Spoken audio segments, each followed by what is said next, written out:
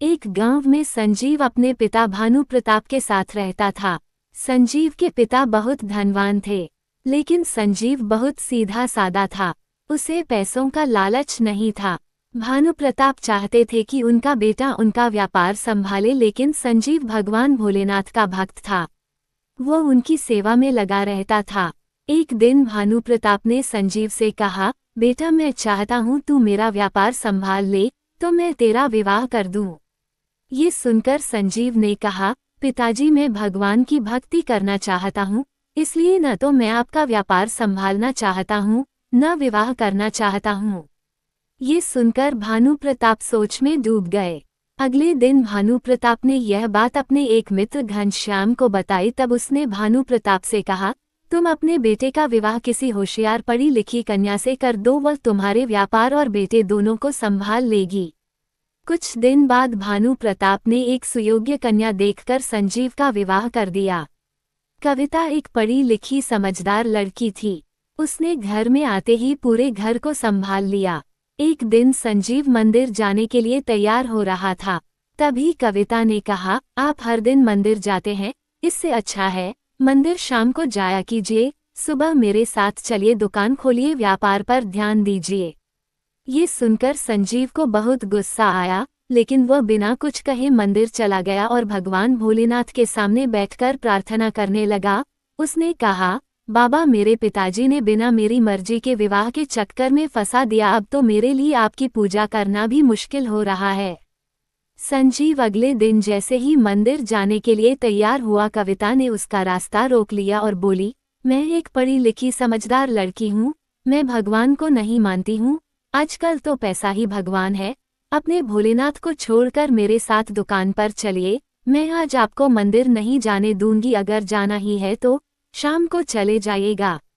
संजीव को बहुत गुस्सा आया। उसने कविता से कहा, मैंने पिताजी से विवाह के पहले ही कह दिया था कि मैं अपनी पूजा पाठ नहीं छोड़ूंगा, फिर तुम क्यों जिद कर रही हो।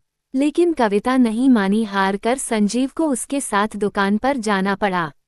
दुकान पर कविता कपड़े बेच रही थी, लेकिन संजीव का मन दुकान पर नहीं लग रहा था।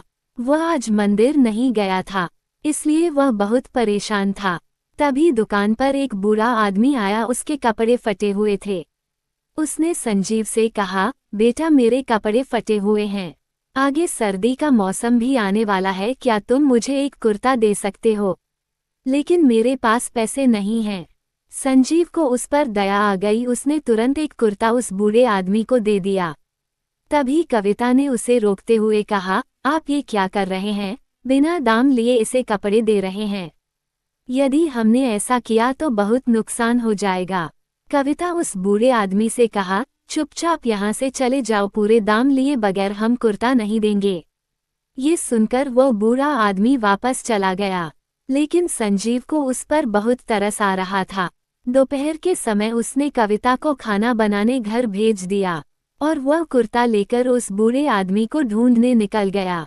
काफी ढूंढने के बाद भी जब वह नहीं मिला तो वह शिवजी के मंदिर पहुंच गया। वहां उसने देखा कि मंदिर की सीढ़ियों पर वही बूढ़ा आदमी बैठा है।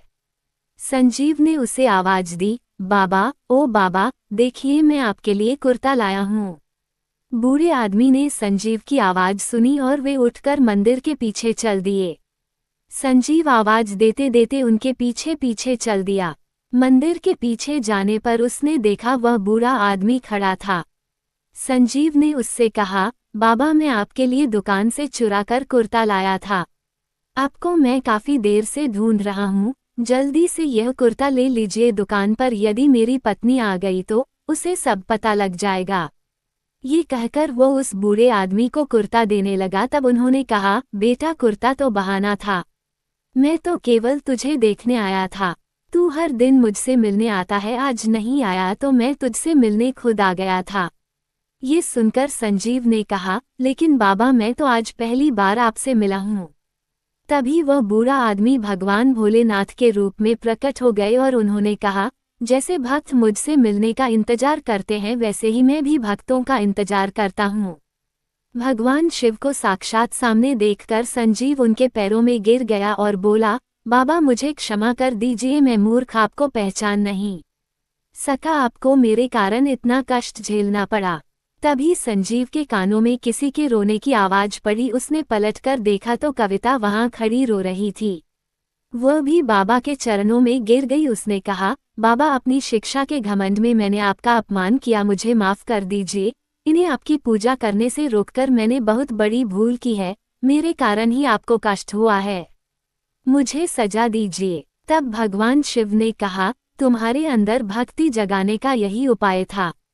अब तुम दोनों अपना सांसारिक धर्म पालन करते हुए मेरी भक्ति करो। ये कहकर भगवान भोलेनाथ अंतर्ध्यान ध्यान हो गए।